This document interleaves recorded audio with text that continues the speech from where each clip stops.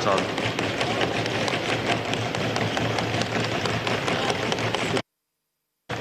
शुक्रिया जनाब चेयरमैन। मैं मुराद साहब बैठ जाएं जी।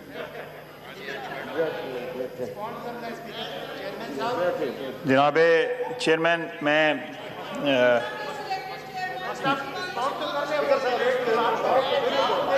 जनाब चेयरमैन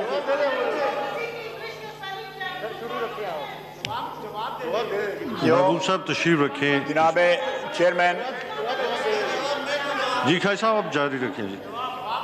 जनाब चेयरमैन मैं शुरू में वज़ीर आज़म साहब तशरीफ़ लाए यहाँ पे। वज़ीर आज़म साहब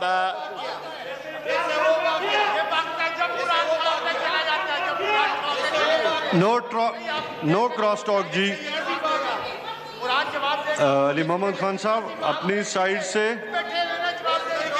जनाब हाजी साहब एक मिनट तशरीफ रखें। वज़ीर आज़म की तकरीर में भी यही कुछ होगा। एक मिनट तशरीफ रखें जी। अली मोहम्मद खान साहब अपने मेंबरान को और नवीद कमर साहब आप अपने साइड्स को देखें, जो डिसाइड हुआ उसके मुताबिक जी। खाजी जनाब चेयरमैन मैं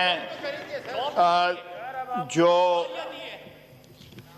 वज़ीर आज़म साहब ने जो आज तकरीर की है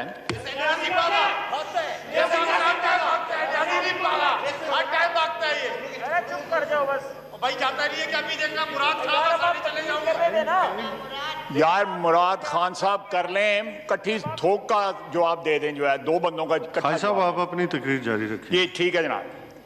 जनाब चेयरमैन सबसे पहले मैं वज़ीर आज़म साहब की तकरीर में जो तारीखी जो उन्होंने तारीख के मुतल्लक जो एक लेक्चर दिया है मैं उसकी करेक्शन कर दूँ।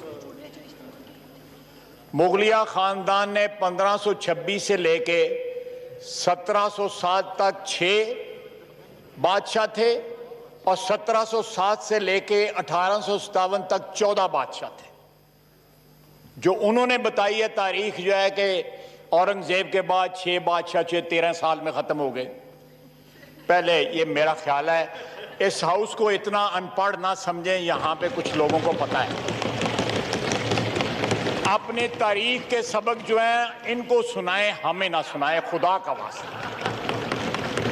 दूसरा उन्होंने कहा कि 13-14 साल में बाइजेंटाइन एम्पायर खत्म होगी। बाइजेंटाइन एम्पायर उस वक्त खत्म हुई, अर्तुगरुल ड्रामा वो देखते हैं जब कॉन्स्टेंटिनोपल फॉल हुआ था, and that was in 1452 if I am not wrong.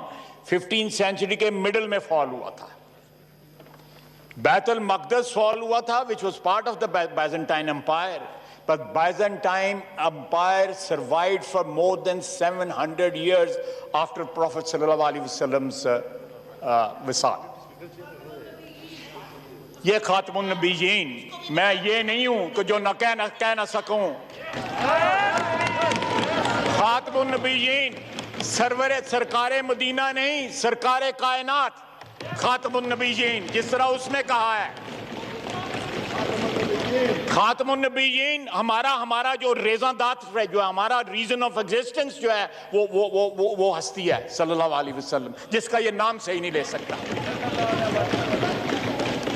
जनाब वाला ये इन्होंने इंटरप्ट किया था, मैंने कहा साहब पूरा कर दूं इनका जो है।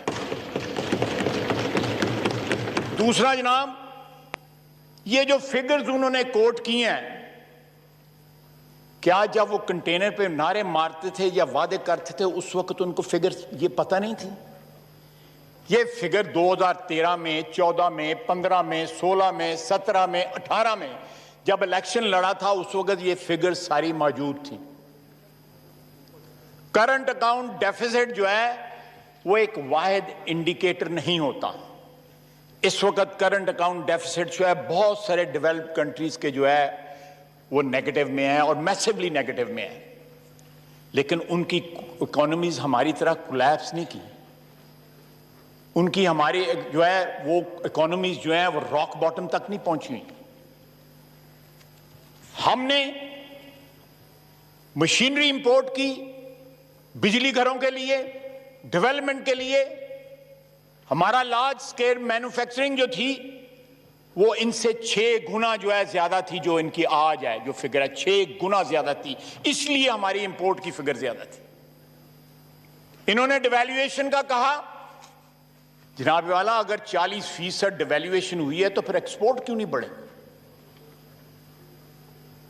उसके बाद इन्होंने कहा कि हमने लॉन्ग टर्म में कन्वर्ट कर दिए हैं। जनाब वाला मैंने अपनी तकरीर में कहा था कि 10.26 से 10.96 एवरेज रेट चला गया है, ये रीप्रोफाइलिंग की वजह से इंटरेस्ट रेट बढ़ गया, सस्ता नहीं हुआ। ये थोड़ा सा किसी से ट्यूटरिंग ही ले लें, अगर अपने साथियों की बात नहीं मानते कोई बाहर से बंदा ले आए जो इनको तारीख का सबक दे, जो इनको माशियात का सबक दे, पता नहीं किन किन जो सबक की जरूरत है इनको, जो आके तकरीर करते हैं और फिर चले जाते हैं। जनाब वाला जिस तरह बिलावल भुट्टो जरदारी साहब ने कहा है, हमारे साथ ये किसी टीवी के ऊपर किसी चैनल के ऊपर जो है ये मुनाजरा कर लें, हमें इनके मोनोलॉग की जरूरत नहीं है। यहां पे अगर तकरीर करते हैं तो जवाब लें, इतनी जुर्रत पैदा करें। यह फरमाइशी तकरीर थी और इसकी जबान भी फरमाइशी थी। यह फरमाइशी तकरीर थी। जनाब चेयरमैन, सियासत में आपका खानदान बड़ी देर से है, समझें ये किनको सुना रहे थे। सादिक अमीन जो है वो उसकी स्टोरी भी सुन लें। इनका एक दोस्त है, नो क्रॉस टॉक जी, नो क्रॉस टॉक। यार मैं लेट मी आप ही जवाब देंगे। जनाब चेयरमैन, इनका एक दोस्त है बचपन का, उनको इन्होंने कहा कि यार नवाज शरीफ जो है वो डिस्क्वालीफाई हो गया है। अब मैं और जहांगीर तरीन हूं, दोनों तो हम डिस्क्वालीफाई नहीं हो सकते, लेकिन अगर दोनों क्वालिफाई हो गए तो नवाज शरीफ ने बहुत ज्यादा शोर मचाना है। तो मेरा ख्याल है कि जहांगीर तरीन जो है वो डिस्क्वालीफाई हो जाए, मैं तो बच जाऊंगा, मुझे तो डिस्क्वालीफाई नहीं कर सकते। ये फैसले से पहले वो मैं उस दोस्त का नाम भी बता सकता हूं, लेकिन अमानतन किसी वक्त कहा मजबूर किया गया, मैं नाम भी बता दूंगा। और ये बात जो है मैंने ट्वीट भी की। अब जहांगीर तरीन भी ये बात करता है, अगर मेरिटोक्रेसी की बात करते हैं तो जहांगीर तरीन आज लंदन क्यों बैठा हुआ है, वो यहां कैद क्यों नहीं है? ये मेरिट है, ये मेरिट है। जब मेरिट की बात करते हैं तो सनाउल्लाह को झूठे केस में अंदर किया जाता है, उसके ऊपर हीरोइन डाली जाती है, और जो अरबों रुपए का गबन कर गया वो जाके लंदन में जाके यश कर रहा है।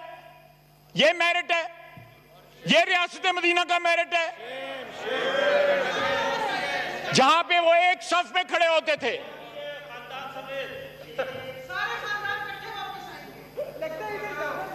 चले ये ख्वातीन है, अभी इनके टाइम है, अगर इनका ये एक्सपायर नहीं हुए एक मिनट और तो इसलिए जी है कि आप हौसले के साथ सुने। उसके बाद इन्होंने उसामा बिन लादेन को आज शहीद डिक्लेयर कर दिया। ये आप निकाल लें, उसमें इन्होंने शहीद डिक्लेयर किया है। वो बंदा इस सरजमीन के ऊपर दहशतगर्दी लेके आया था, वो अव्वल और आखिर दहशतगर्द था, उसने मेरे वतन को बर्बाद किया। और ये उसको शहीद कह रहे हैं।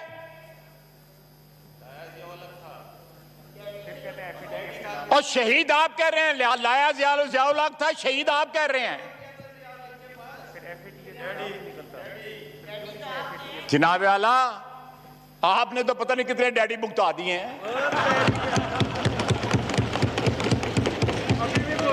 मुशर्रफ भी डैडी था, अभी भी डैडी है, अभी भी ना, मुशर्रफ भी डैडी था, अभी भी डैडी बैठा है। पता नहीं किस किस के चौखट पे जाके ये सजदा रेज हुए हैं। ये जिस तरह हमने इनकी तकरीर सुनी है, बैठते मेरी सुनते, बिलावल भुट्टो जरदारी साहब की तकरीर सुनते, हौसला पैदा करें, हौसला पैदा करें। बड़ा जिगरा चाहिए, मुखालिफ बातें सुनने का।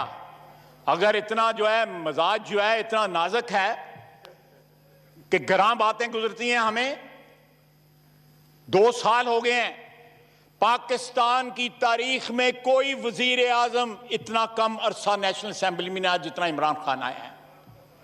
आप निकाल लें, रिकॉर्ड में होगा। जनाब चेयरमैन,